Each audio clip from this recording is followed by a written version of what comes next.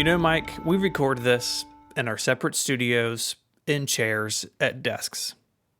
Is this just like an episode where you list all the things that you can see around you or something? What's going on here? What are you doing? It's a new flavor of ASMR I'm trying. I love lamp. Don't you ever wish you could be more cozy when recording the show? I mean, I have a sofa. I could go move over to the sofa if you want me to do that.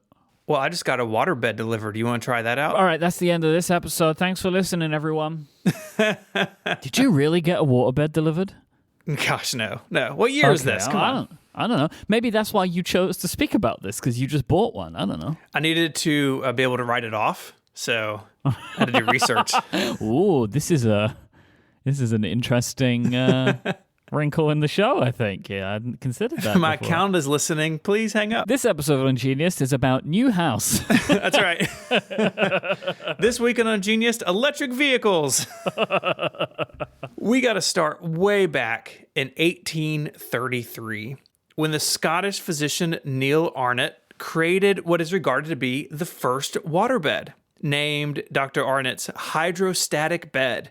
He designed it to prevent bed sores in patients.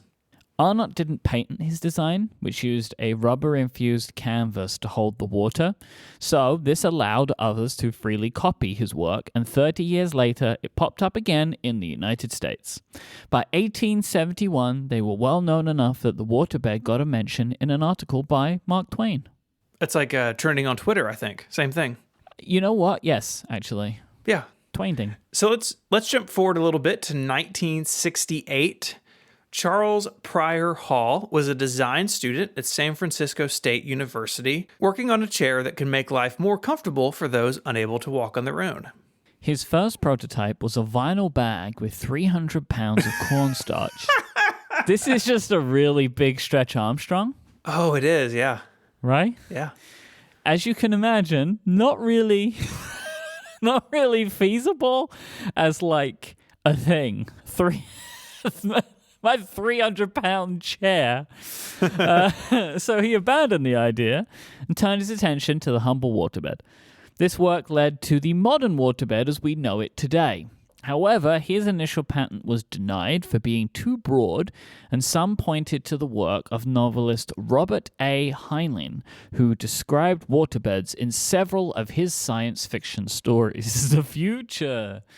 Your bed is full of water. It's actually really interesting. As it turns out, the author had been treated for TB back in the 1930s and developed a design for a better waterbed than what was in use at the time. Remember, initially this was for like patients in the hospital. So he had experienced this and thought, hey, I can improve it. His designs informed his writing, and thus Hall was unable to move in with his own similar design. Do you mean move on? Well, like move into the market. All right. Swoop in. Splash into the market. Let's take a big splash into the market. Cannonball. It's not the size of the patent, it's the motion of the ocean. We should point out, there is no clear link between the two men's work, but in 1971, Hall was awarded a patent after additional design work separated it from the work found in Heinlein's books. The same year, Hall founded Inner Space Environments, a manufacturing and sales company which became the leading retailer of waterbeds in the United States. At their peak, they had 30 locations around the country, but this success didn't mean that Hall's legal troubles were over. In 1991, he fought off and won a lawsuit over a patent infringement brought by a company in Taiwan. A jury awarded him $4.8 million in the case. Who would have thought that so much of a waterbed discussion would be just about patents, right? This is the world we live in, man. Now, unlike most of the people we speak about in Ungenius, today, Hall is still in the game. Nor was he killed by a waterbed, which could be a very ingenious thing. We did that, right? Inventors killed by their inventions? That's right, we did, yeah. I'll put a link in the show notes so people can check it out. And there is another link in the show notes to an article from the New York Times in 2018 talking about Hall. He's now running a company named Afloat, which sells waterbeds online direct to consumers. Afloat is not a sponsor of Ungenius or anything on Relay FM, but Charlie, hit us up, man. There is this idea of like cutting out the middleman, right? He's cutting out the middleman and giving the waterbeds directly to you. Yeah.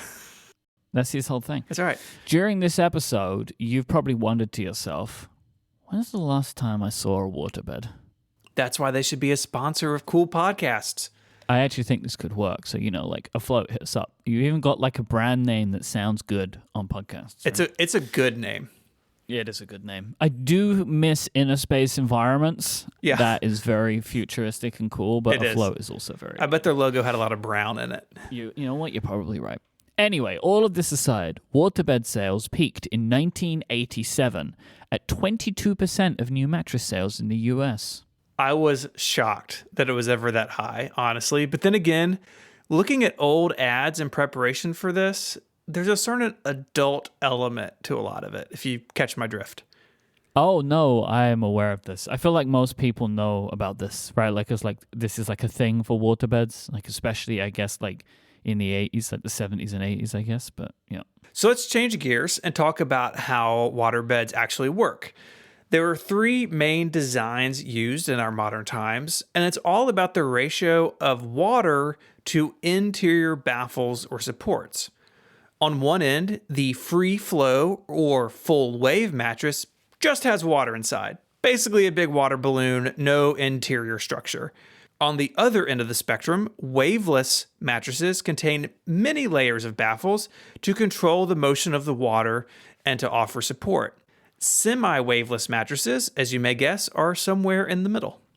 Waveless mattress. I'm looking for waves. This mattress doesn't have enough waves for me. That's like just an interesting. While people sold and bought, of course, waterbeds based on a range of claims that they could improve your sleep life or your love life, they aren't safe for everyone, especially small children. Yeah, you don't want to put an infant in one of these things. I guess they just get lost, right? Yeah. Many claim that waterbeds help with back pain, bed sores, and other common ailments. Likewise, they are easy to keep clean, as the vinyl covers are simple to wipe down and spills can't soak into them like they can with regular mattresses. Moving a waterbed is a giant pain in the butt, probably your back as well, I'm going to assume. So then you'd need to lay down to solve the back pain that you've got from moving the bed. And you have to be really mindful of where you place them because they can weigh as much as 2,000 pounds when full. Jeez. Which is very heavy. Also, this was a surprise to me, keeping them heated adds to your electric bill. I never even thought about the fact that you'd have to heat them, but you do because the water just will get cold and you'll get cold. Mm-hmm. And if your power goes out, you're in for a cold, slushy night. You'd need like a UPS for your bed. Yeah, that's what you want. You want a big battery backup right next to the thing. Regardless of the pros and cons, it's clear that the majority of people have simply moved on from these mattresses. As in 2013, they accounted for just 5% of sales in the U.S. Rest in peace, waterbeds. If you're sleeping on a waterbed, your rest will be very peaceful. And you don't want a waterbed to rip either, do you? You know what I mean? No. That is my genuine, that is the thing why I would never get a waterbed. Mm-hmm. Leaks. If it burst, and I'm sure so much work is put into making sure they can't or won't, or like it's really hard, right? Mm-hmm. But it's obviously not impossible. And if it did, can you imagine the mess? Be bad news. Bad news. Oh my God. Well, our thanks to Madison for sending this topic in. If you want to read more about waterbeds or the people behind them or the Afloat company, all those links are in the show notes. This week, they're at relay.fm/ungenius/161. They're also in your podcast app of choice. If you have your own fun Wikipedia topic you want to share with us, you can send us an email from the website, or you can find us on Twitter. Myke there is IMYKE, and you can follow me on Twitter as ISMH. Until next time we rock each other to sleep, Myke, say goodbye. Bye-bye. Bye, y'all.